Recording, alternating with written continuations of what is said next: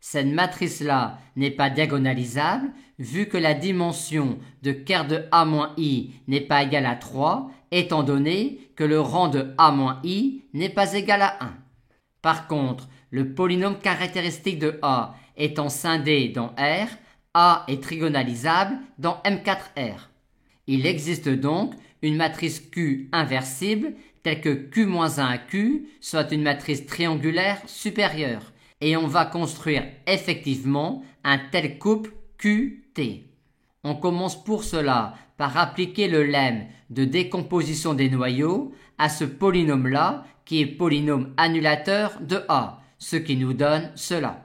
On a alors ici et là les sous-espaces caractéristiques de A, et on sait alors que la dimension de ce sous-espace vectoriel-là est 1, tandis que la dimension de celui-là est 3. Et celui-là est tout simplement le sous-espace propre de A associé à la valeur propre 2. On vient de dire qu'il est de dimension 1, et comme on voit facilement une colonne qui appartient à ce sous-espace propre-là, on a tout de suite une base de ce sous-espace vectoriel-là. On va maintenant déterminer une base du noyau de a-i au cube qui est un sous-espace vectoriel de dimension 3 selon le protocole suivant. On commence par déterminer une base de ker de a-i qui est de dimension 1 vu que le rang de a-i est 3 étant donné qu'il ne peut pas être 4 et que l'on a ici une matrice extraite de la matrice qui est de rang 3 vu qu'elle est inversible. Par conséquent, ker de a-i est une droite vectorielle à laquelle appartient cette colonne-là. On a donc une base de ce sous-espace vectoriel-là.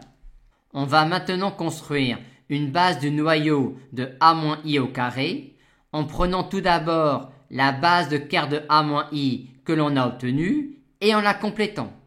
Or, cette matrice-là étant de rang 2, la dimension de ker de a-i au carré est 4 - 2, 2. Et comme cette colonne-là appartient à ce noyau-là et que cette famille-là est libre, on a alors ici une base de ker de a-i au carré. Il nous reste maintenant à construire une base de ker de a-i au cube en partant de la base de ker de a-i carré que l'on a construite et en la complétant. Or, on a dit que l'on avait ici un sous-espace vectoriel de dimension 3 et vu que cette colonne-là appartient à ce noyau-là et que cette famille-là est libre, on a bien alors complété notre base de ker de a-i carré en une base de ker de a-i au cube. Et on a donc construit une base du noyau de a-i au cube selon le protocole indiqué. On est alors désormais prêt à construire une matrice Q inversible telle que Q-1 égale T, soit une matrice triangulaire. Pour cela, on va écrire la matrice de l'endomorphisme phi A de M4,1R, canoniquement associée à la matrice A, dans cette base-là de M4,1R. Et la matrice Q sera alors la matrice dont les colonnes sont ces colonnes-là. On va donc mesurer l'action de A sur ces colonnes-là en fonction de ces colonnes-là. Et vu que l'on a ici et là des sous-espaces stables par A, on sait déjà que la matrice T sera de cette forme-là. Si on note V1, cette colonne-là, on a AV1 égale 2V1, par conséquent, la première colonne ici est celle-là. Si on note V2, cette colonne-là, on a A-IV2 égale la colonne nulle, c'est-à-dire AV2 égale V2.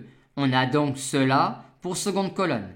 Maintenant, si on note V3, cette colonne-là, vu que V3 appartient à ce noyau-là, on peut dire que A-I fois cette colonne-là appartient à ce sous-espace vectoriel-là. Par conséquent, A-I fois cette colonne-là sera collinaire à celle-là. Et on trouve en effet que A-I fois V3 égale moins 3V2. On a donc AV3 qui est égal à V3 moins 3V2. Maintenant, si on note V4, cette colonne-là, la colonne V4 appartenant à ce noyau-là, A-I fois V4 appartient à ce sous-espace vectoriel-là. Et par conséquent, A-I fois V4 est combinaison linéaire de ces colonnes-là. En effet, on trouve que A-I fois V4 est égal à une fois cette colonne-là moins celle-là. Par conséquent, AV4, c'est V4 plus une fois V2 moins une fois V3. Et on a donc réussi ici à trigonaliser la matrice A avec comme matrice Q la matrice dont les colonnes sont V1, V2, V3 et V4.